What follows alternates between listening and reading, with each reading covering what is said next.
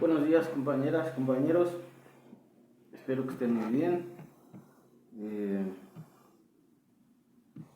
En reciprocidad y en modo de compensación al video que ustedes van a hacer, y porque ya no tenemos más clases programadas para este fin de semestre, les comparto este video en el que quiero compartir con ustedes algunas reflexiones que me parece quedaron tal vez un poco sueltas o no muy bien eh, aprendidas de nuestras últimas sesiones, que tienen que ver con eso que hemos estado llamando y analizando sobre la crisis de sentido de las prácticas educativas, y asociado a ello la llamada crisis de la verdad por Byung-Chul Han. Y bueno, me gustaría recordarles que esa crisis de sentido de las prácticas y las instituciones educativas, según Mauricio Ondión, está vinculada a la sociedad de la información, a la era digital, al capitalismo informacional, que también le llama. Y Byung-Chul Han también relaciona la crisis de la verdad con lo que llama él el régimen de la información o la infocracia. Entonces, esto es lo que hay que reflexionar. Esta crisis de la verdad y esta crisis de las prácticas y las instituciones educativas están asociadas, o hay que desentrañar cómo es que están asociadas con la superabundancia de información, la dificultad para poder distinguir la información verdadera de la información válida, la dificultad de encontrar una ruta y una orientación en el océano de la información que brinda el Internet y las plataformas digitales. Entonces por ahí es donde podríamos empezar a desentrañar esta relación problemática. Primero, me parece que es muy interesante recordar que en la tradición occidental, de la filosofía occidental, hay una diferencia entre opinión y conocimiento, o en los griegos era doxa, que era la opinión, y episteme, que era el conocimiento verdadero de algo, ¿no? Y en la actualidad podemos problematizar la relación y la diferencia entre información y conocimiento, o en Byung-Chul Han, entre información y verdad. Y les recuerdo cómo Byung-Chul Han, en la crisis de la verdad, en ese capítulo que se llama la crisis de la verdad, dice que la verdad, a diferencia de la información, es narrativa. Dice que mientras la información es aditiva, acumulativa, es decir, se va acumulando, puedes tener grandes cantidades de información que se van acumulando, pero que no tienen un sentido. La verdad, en cambio, al ser narrativa, sí tiene un sentido. Y aquí es donde nuevamente hay una posible vinculación entre crisis de sentido de las prácticas educativas y crisis de la verdad. Entonces, insistamos, mientras la información es superabundante, acumulativa, aditiva e instantánea, podemos nosotros acceder instantáneamente a grandes cantidades de información. En cada instante se va generando y acumulando más información en el Internet. Recordemos cómo hay unos datos: nunca en la historia de la humanidad había habido tanta información y tan accesible de manera instantánea para todo el mundo. Pero eso no significa que se convierta en conocimiento. El que haya una abundancia de información accesible e instantáneamente no se convierte en conocimiento. ¿Qué se necesita para que la información se convierta en conocimiento? La respuesta que da Byung-Chul Han es que le falta la articulación de sentido. ¿Qué es esto de que la información pueda ser articulada con sentido? Si la información está ahí, pero no es incorporada, no es apropiada por un sujeto que le da sentido a esa información y que tiene sentido para ese sujeto, no se convierte en conocimiento. Queda ahí como información flotante. La verdad narrativa atribuye o recrea o reconstruye el sentido de algo. ¿Por qué narrativa? Les insistía que lo narrativo cuenta algo de principio a fin, y en ese contar algo, en una narración, reconstruye o va articulando un sentido. Pensemos esto en dos dimensiones. La verdad científica, a diferencia de la simple información o la opinión, trata de reconstruir una relación de causa-efecto entre los fenómenos. La ciencia, como ustedes saben, trata de explicar un fenómeno de la realidad. Y en ese intento de explicar la realidad, trata de reconstruir las relaciones de causas y efectos o de procesos y resultados que se dan en un fenómeno determinado de la realidad. En esa reconstrucción de la relación causa-efecto o proceso-resultado, hay necesariamente una reconstrucción temporal. Es decir, hay una articulación temporal de estas condiciones estaban primero y de estas condiciones se derivó este fenómeno secundario.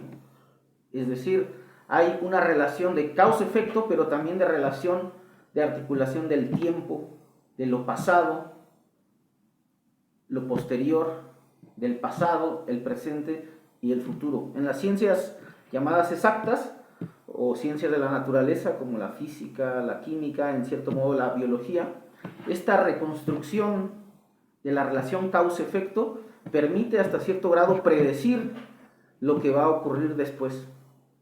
En el caso de las llamadas ciencias sociales o humanas, no es tan así. Sí hay una reconstrucción del pasado y del presente, pero no es tan fácil predecir lo que va a ocurrir, pero sí proyectar. Y esta palabra es fundamental para entender la diferencia entre verdad y simple información. La verdad narrativa que reconstruye el sentido de algo, reconstruye una relación temporal del pasado, el presente y el futuro. Por eso dice Byung-Chul Han, no sé si lo recuerden, que la información no tiene futuro. La información es instantánea y presentista, pero no tiene futuro, dice él. Solo la verdad puede tener futuro, porque la verdad es reconstrucción temporal que realiza un sujeto. Y en esta reconstrucción temporal que realiza un sujeto, reconstruye un sentido para él, para el sujeto, o para los sujetos que se apropian de ese conocimiento, que reconstruyen ese sentido y que, como dice él, tienen el coraje de defender la verdad, el concepto de parresía, ¿no? Entonces, esto es fundamental en el concepto de verdad. Hay una reconstrucción de sentido porque trata de explicar la realidad. Y en el intento de explicar la realidad, el sujeto se apropia de esa realidad y tiene un sentido para él que le hace comprensible o inteligible el mundo. Y esto es lo que está ocurriendo en la sociedad de la información o en la era digital. La abundancia de información no se convierte necesariamente en una mejor comprensión del mundo. Al contrario, pareciera que la abundancia de información nos impide comprender de mejor manera o de manera clara y distinta, como decía Descartes, el mundo. Solamente cuando podemos articular con sentido el pasado, el presente y proyectar el futuro, el mundo adquiere una nueva inteligibilidad, una nueva posibilidad de comprensión, es decir, un nuevo sentido. Y eso es lo que tendría que asumir la educación como parte de su responsabilidad. Volvemos a la crisis de sentido de las prácticas educativas y de las instituciones educativas. ¿Qué puede ofrecer la educación a los jóvenes en el mundo actual? La posibilidad de un nuevo sentido de nuestras prácticas cotidianas y de nuestro presente y nuestro futuro. Hace rato pensaba que por qué le llaman la generación de cristal a las generaciones actuales, ¿no? De jóvenes y adolescentes. Tal vez no solo por la fragilidad de su emoción, de sus emociones, también se le llama la generación del cristal, ¿no? Me refiero a la droga del cristal. ¿Cómo es posible que sea un problema de salud pública entre los jóvenes de Estados Unidos y cada vez más también en México? Lo que no se dice a veces del consumo de las drogas por parte de los jóvenes es que es una manera de resolver, de huir, de acabar momentáneamente con el tedio de la vida cotidiana. Una vida cotidiana que está completamente vaciada de sentido, donde las condiciones de vida, de trabajo, de vivienda, de salud, de derechos laborales, de derechos sociales, está cada vez más deteriorada, ¿no?